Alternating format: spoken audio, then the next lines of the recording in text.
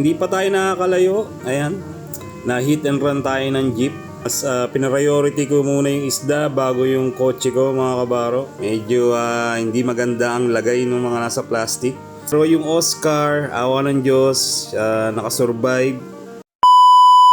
Yo, what's up mga kabaro? So nag-aayos tayo, aalis tayo kasi meron nag-chat sa atin na kabaro na nagpaparescue ng kanyang mga alagang isda. Kasi hindi niya na maasikaso kasi nasa abroad siya. Kaso nga lang, hindi pa tayo nakakalayo. Ayan, na hit and run tayo ng jeep.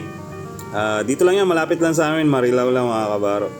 So kung tatanungin nyo kung naplakahan ko, yes, naplakahan ko. Hindi ko lang hinabol dahil siguro part of the game. Mas iniisip ko yung buhay ng mga isda na kabaro. Kasi ang sabi niya kasi is hindi niya na inaalagaan, tapos may mga nauna nang namatay kahapon. Tatlo na, dalawang bichir, isang tiana. Kaya mas pinariority ko muna yung isda bago yung kotse ko, mga kabaro. So actually nandiyan na tayo sa area, nagtatanong-tanong lang tayo ron sa mga kapitbahay kasi hindi natin alam eksakto yung mismong bahay. Pero nandun na tayo sa mismong pin ni kabaro. Buti may nakakakilala kay kabaro, tinuro tayo ron sa may iskinita, kaya naglalakad tayo. Yung gray na gate, mga kabaro, yan yung bahay ni kabaro na nagpaparescue ng kanyang isda. Doorbell pala.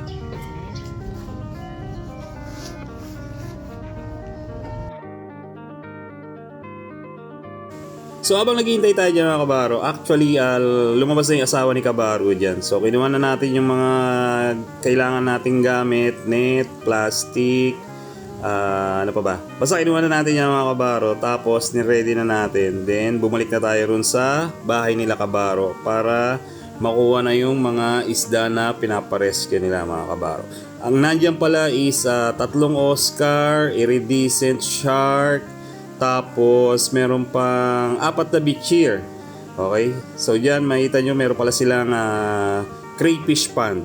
Honestly nung nakita ko yung mga tank mga kabaro, medyo kinakabahan ako. Baka hindi kayanin sa biyahe ng mga isda.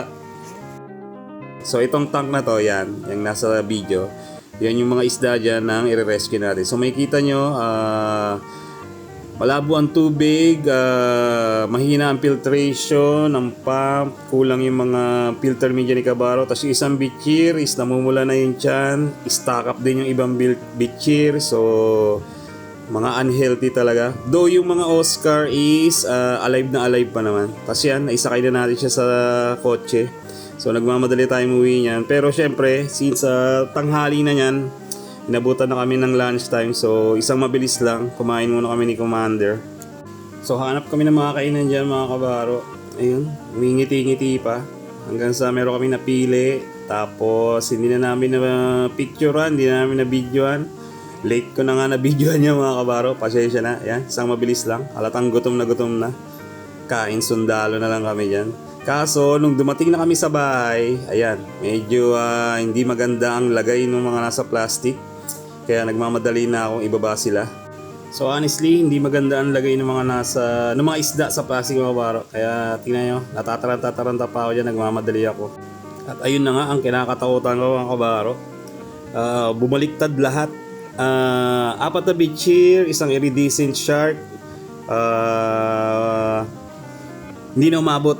Talagang hindi na nakayanan mga kabaro. So, ayun. Pero yung Oscar, awa ng Diyos, nakasurvive. Siguro, medyo malakas-lakas pa ang immune system nitong mga Oscar na to. Kaya nakayanan pa nilang mabuhay. So, ayun.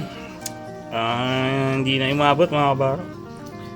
Mukhang matindi ang infection na inabot ng mga to. Though ano naman to, hineads up naman ako ni kabaro na kahapon pa lang may nauna ng 3 namatay. Yung isang tiana at saka 2 bichir. Ito siguro is infected na rin nung, ayan o, malamang nahawa-hawa na tong iba. Pero yung Oscars, ayan, ino-observe ko, wala naman silang white spot or any external parasites. Healthy naman so far.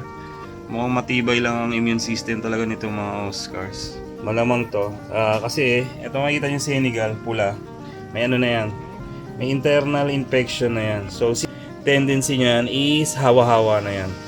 Since sa isang tubig sila galing, tapos yun nga, hindi na nga naasikaso ni Kabaro since nasa abroad siya.